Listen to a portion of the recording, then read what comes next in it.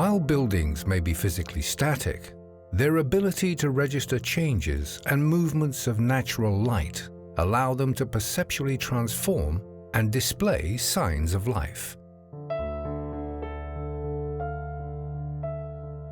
Deadened volumes begin to stir when beams of light pierce into rooms or glide over walls.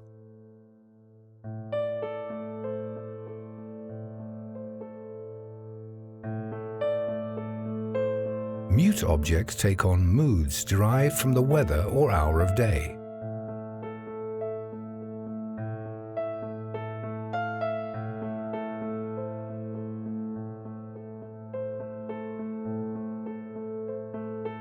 Shadows appear as a palpable presence and thin or deepen, soften or sharpen,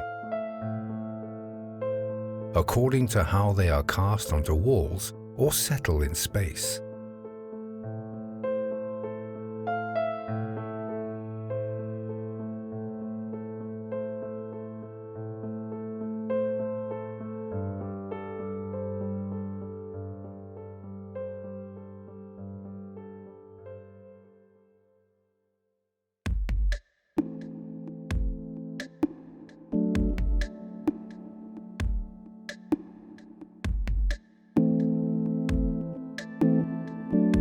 The proverbial light at the end of the tunnel,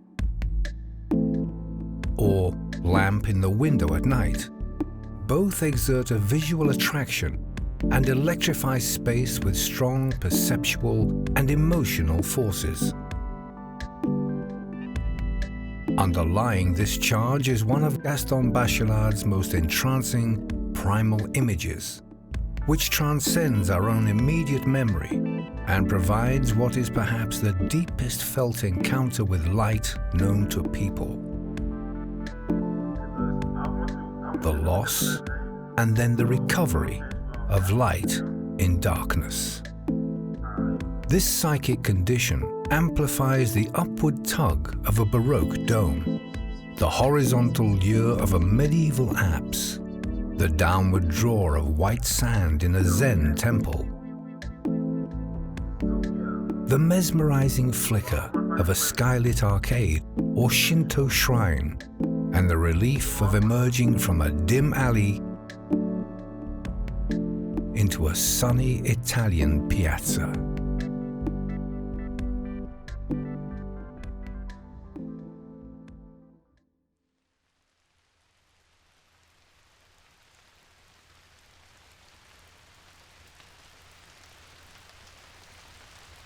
No aspect of architectural light has received more attention over the past century than the interplay of glass and transparency.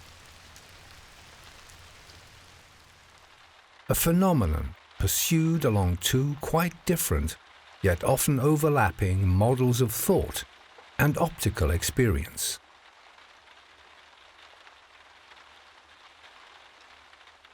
Of predominant interest has been the practical value of large areas of clear glass, made possible by industrial production and resulting in a state of openness and lucidity.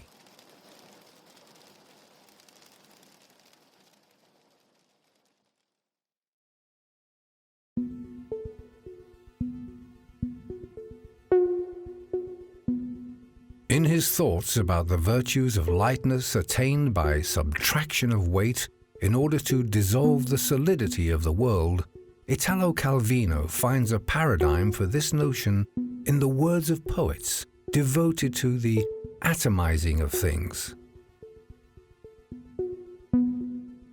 Among these is De Rerum Natura by the Roman poet and philosopher Lucretius, which includes such descriptions as little motes of dust swirling in a shaft of sunlight in a dark room, and spider webs that wrap themselves around us without our noticing them as we walk along. Within this model of weightless being, light is retarded not by refraction, but by the splintering and pulverizing of its roots.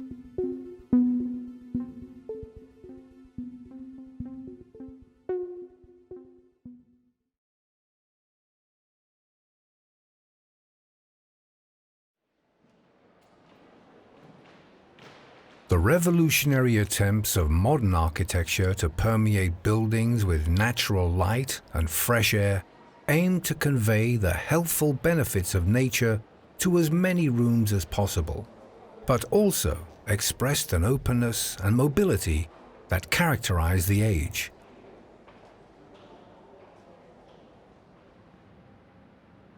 In exploring the morphology of open form, pioneers such as Frank Lloyd Wright, Le Corbusier, Alvar Aalto, and later Hermann Hertzberger went beyond the conventional solution of maximizing light by expanding the size and proportion of glazing in building envelopes.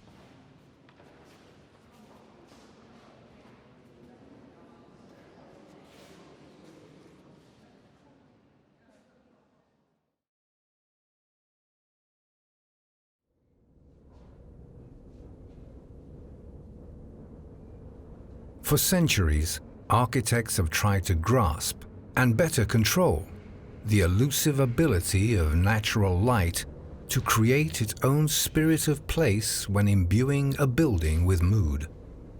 A light of this kind does not merely illuminate form or episodically dazzle the eye, but creates an overall atmosphere whose phenomena have become so intimately linked that they blend into a radiant whole, vibrant with modulations. The result is an ambience that bathes every object in one's field of vision,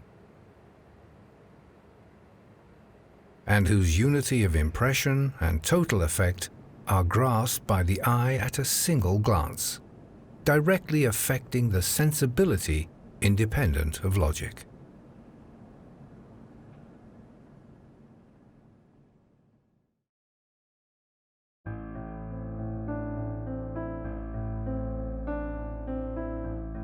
The capacity of light to penetrate matter and temporarily produce an inward glow, an intensity of being a timeless source of human wonder.